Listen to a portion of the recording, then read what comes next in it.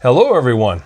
Hey guys, welcome to the podcast. On today's podcast, we're going to be talking about having a standard for communication within your domestic discipline relationship. But of course, before we get to that, if you're enjoying the content here on the channel, please hit that like button because it helps us know if you're enjoying it. But of course, always subscribe because every time you hit that subscribe button, it makes me smile. And if you want to get bonus content, help support what we're doing, the best place to do that is over on Patreon. A link to our Patreon is down below. So this idea of standards can kind of be a touchy subject with people a little bit. I think that there's this idea that setting a standard for communication somehow degrades the communication within the relationship. And I just don't think that that's true.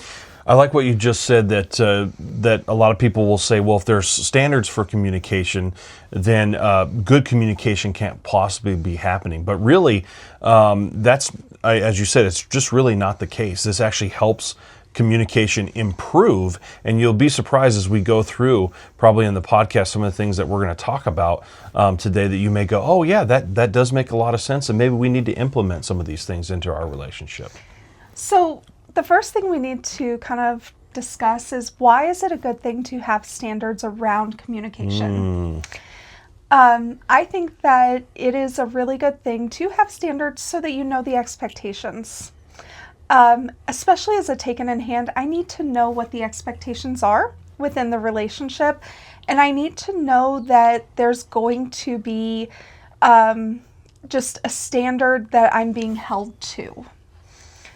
You know, what you just said there about knowing, I think we underestimate sometimes how powerful that can be in a relationship. And it seems fairly obvious, like, well, yeah, of course they need to know what kind of communication is acceptable or where the standard is. But we don't do that a lot of times. And so setting this in the domestic discipline relationship and having that be your first goal of saying, oh, wait a minute, let's establish what that is so that then we can then add to it, again, seems kind of obvious, but really it's the step that we all skip in this dynamic. And I think that when you're talking about communication, it's really important to know that communication is essential. It's essential to your relationship. It's essential to being able to feel valued and being able to communicate all the things. It is really essential that you are able to have whatever feelings that you have whatever thoughts you have, and be able to communicate them. But there is when you set a standard for how communication happens, it just allows appropriate communication to be happening versus inappropriate communication, because there are inappropriate ways to communicate. And I think that we have gotten this idea in our head that however we want to communicate, however that comes out is okay, and it's just not. You know, I'm glad you brought this up, because this idea of, oh, well, communication is just however I want to do it. But how many couples have we seen, and we were this couple at one point, where raising your voice, having this back and forth yelling argument. And I say all of that is exactly what you were saying, is the communication that's not effective communication. That is not communication that you are going to see obviously benefit your relationship. It seems fairly obvious until many of you may be thinking, oh, wait a minute. Our relationship, we've done that. We've done that a lot. And what does that kind of communication do? It hurts the bond between you. And so what you have to do, and the best thing to do, is obviously what we're talking about, is putting parameters, putting standards in place of what that communication needs to sound like and look like. So as Aria was saying, you get across the points that you need to get across, but they're done in a way that doesn't actually hurt your taken in hand or hurt the relationship with your head of household, but it actually makes things better, and makes it effective. And I think that when you are establishing domestic discipline in particular, you are setting your relationship up on a foundation of respect. And there is an expectation that the taken in hand holds the head of household in a high respect and expresses herself in a way that reflects the respect that she has for him. And so communication should be respectful. all of the time, no matter what your mood is, no matter how serious or lighthearted the conversation is. Respect should be the paramount of that communication. So when you're setting standards, you need to evaluate, how can I communicate in a way that gives the respect to my head of household that he is due. And when we're talking about respect, that may be something that you go, well, what does that look like? Well, it's not name calling. It's not being sarcastic as sometimes that we are.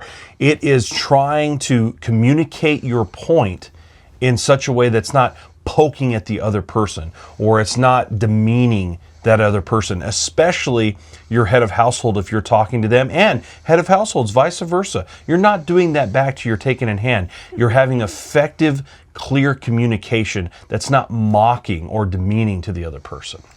It also means being controlled in how you express yourself. Coda just mentioned that I used to be a little feisty. Shocker. But it's one of those things where you need to be able to be in control of the words you're using, be in control of the vocal inflection that you're using, be in control of your body language, all of the things that communicate verbally and non-verbally. You need to be in control of that, and setting those standards requires you to maintain a level of self-control when you are communicating. And what's interesting about what you just said about being controlled is that some people mistake that as, oh, if I'm being controlled, then that means I'm not allowed to feel anything. I'm not allowed to feel the emotion. No, that couldn't be anything further from the truth. You can still feel the emotions. The only difference is that, again, you're controlling, you're not allowing that emotion to overcome you and then control how you're responding. So it goes back to that first point of respect. So if we're keeping respect in mind, then it's easier to control the emotion, but you're still feeling it, but you're trying to control how you're communicating it. And when you can master this, like being respectful, being controlled, it leads to productive communication. Mm-hmm. How often have we experienced, especially before domestic discipline, Coda and I experienced this a lot, where a lot of words were said, a lot of expression happened. Oh, yes. But it wasn't controlled, it wasn't respectful, and it was not productive. We ended that argument or that interaction with no solutions, no understanding of one another. And so we ended up having to then rehash the problem, again, with control and with respect. And only then were we able to get to solutions or get to resolution, because it was productive at that point. And so basically we've just cut out that first part of the process that was disrespectful, unproductive, out of control, and that hurt our relationship. Mm-hmm. We cut that part out and just jumped to, okay, we're going to have respect. We're going to maintain control of ourselves, and we are going to have productive, solution-based communication that leads to good outcomes. And one of the things that leads to a productive conversation is one of the things that you have to have in your standards to make it productive is say things like, look, we're not going to name call. We're not going to point fingers. We're not going to bring up the past. Those things we're going to put aside, and we're going to talk about the situation at hand, and we're going to have very detailed conversation about what we're talking about, and have it be, again, respectful and controlled as we talk about it. But we're not going to do this thing where we're pointing fingers and we're saying, well, how dare you call me out on this because you did this, and all the rabbit trails that you can go through that are not productive. And that's why we say it has to be productive. You have to keep on task and keep focused on what you're talking about. And when you can have those productive conversations, it leads to good outcomes in your relationship. But one of the things that having standards does not do is it doesn't suppress communication. It doesn't suppress your ability to have a full range of emotion. I still get upset. I still get overwhelmed. But Coda has set a standard that I am to take time to process those feelings, that I am to communicate that to him. I can come to him and I can tell him, I'm really overwhelmed right now. I need time to just kind of be with you and to regulate. Sometimes that takes the form of correction if that is something that usually he allows me to request correction if that's something that I feel I need in those moments. Sometimes he will impose that upon me if he feels that I need that and I haven't asked for it. Absolutely. And as you were saying, as we're setting up these standards, again, going back to what we said before, we're not oppressing or suppressing anything. All we're trying to do is make things more controlled, more organized in order to bring out the things that actually matter to benefit your relationship, not to harm it. Mm-hmm. Having standards also doesn't create trepidation. It doesn't make it to where you're walking on eggshells like, oh, I can't express myself. I can't let my head of household know that I'm overwhelmed, or I can't let him know that like the way he said that just didn't sit right with me. I still have to communicate to Coda sometimes when something he says doesn't sit right, and maybe it invoked a feeling in me that wasn't good. Maybe it made me frustrated, or maybe a little resentful the way he said something, or maybe it offended me. And I need to be able to process that initial reaction so that it doesn't come out as frustration, so that it doesn't come out as disrespect. So process that like first initial like gut reaction, but then be able to go to him and talk through that so that we can come to some resolution, because I'm allowed to have negative feelings. I don't feel like I am walking on eggshells just because there's a standard of how I am to communicate and how I am to express respect in how I present myself to my head of household. The key piece of advice here, especially for head of households, is that you want to set the standards so that your taken in hand, as Aria was saying, can feel like she can express herself. If you're having issues where you're noticing your taken in hand is being trepidatious and seems like she's walking on eggshells, then you have set the standard to the point where it's not actually helping the conversation. It's not helping, but it's actually hindering. And so you need to have a conversation of, look, going back again to what we talked about before, I don't want you to walk on eggshells. I want you to express your emotion. I don't want you to suppress it. I want you to express your ideas. But again, we're going to do it in an orderly fashion. But you definitely don't want, if the trepidation is happening, some type of intimidation or something has happened there that you really want to clear up before you go any further. Mm-hmm. And there might be, as you're kind of setting these standards and getting used to the standards, there might be that initial reaction of like, well, I can't say anything. I definitely went through that, and still when we raise standards, there are times when I feel like, I need to really watch myself. But that is my own insecurity in not understanding where the boundaries are. And unfortunately, you do kind of have to go through that initial growth period of those growing pains to kind of figure out where those boundaries are, where the standard is. But once you do, you'll find freedom within the standard. It's not an issue of being suppressed. It's not an issue of being trepidatious and not being able to express yourself. I think that the flip side is also true, that a head of household should not be walking on eggshells around his taken in hand. He should not feel like he has to maintain her mood, that he has to, I can't ever say anything the way I mean, or I can't be direct, or I have to kind of, set standards or let her know what I want kind of in a roundabout way so that she doesn't get upset. That's not okay either.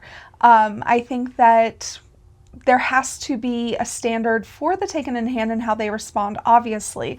But there also needs to be an understanding that the head of household can speak directly and can set standards in a way that honors their position without worrying about the response from their taken in hand. And that's what setting standards does also.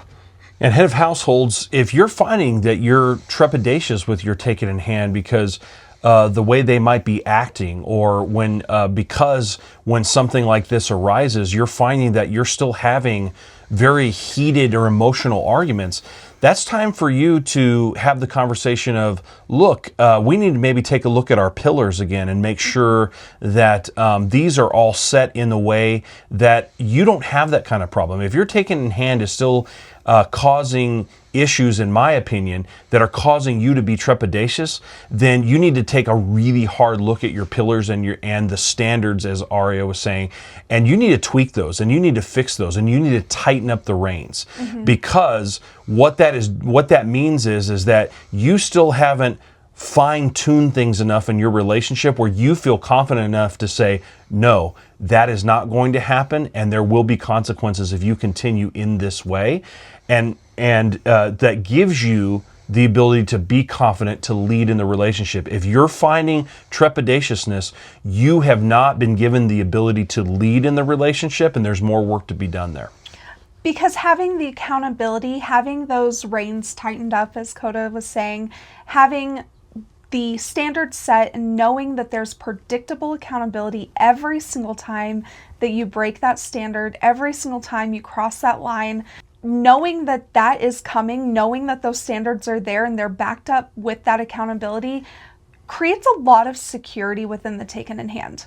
I think you're much more likely to fail if you don't know where that line is and if the line keeps moving. Sometimes I'm able to, say something harshly and he accepts it as like, I had a bad day.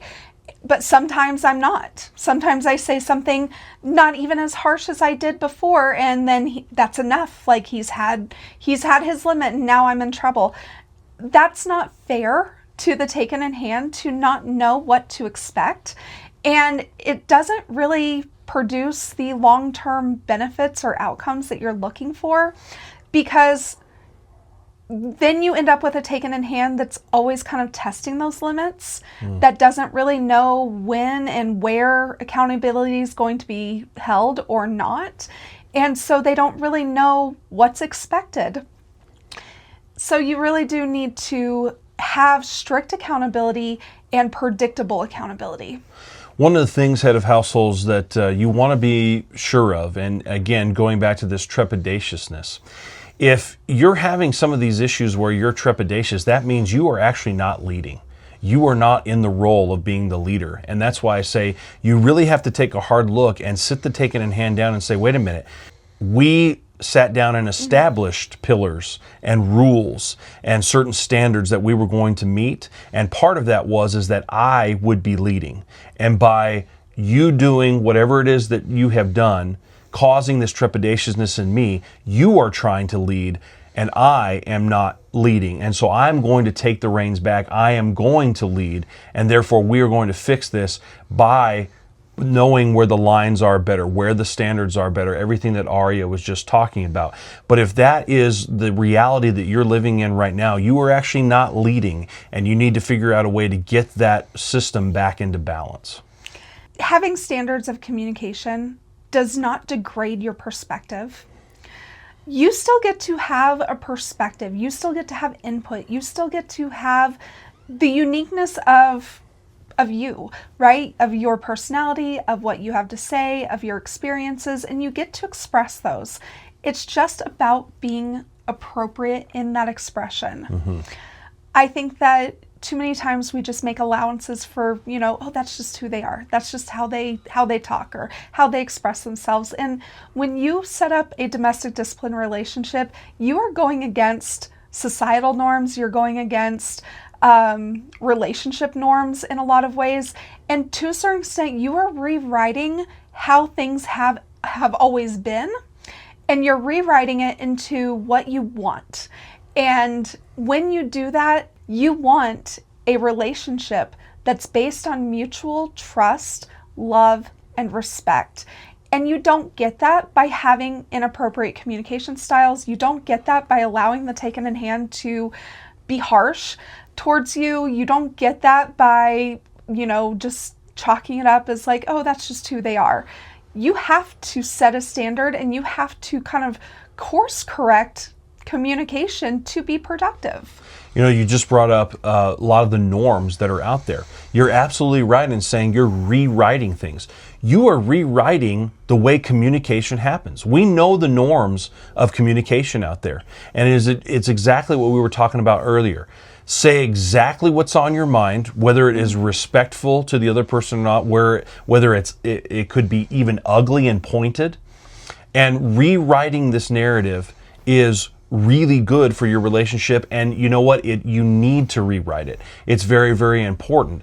You don't want to fall into the social norms that are out there. That's why there's a lot of problems that exist within relationships that are, in our opinion, that are not domestic discipline. And so that's why this is so important. And yes, again, I want to reiterate, it's not taking away anybody's ability to express themselves, but it's, again, going back to it's how you express it.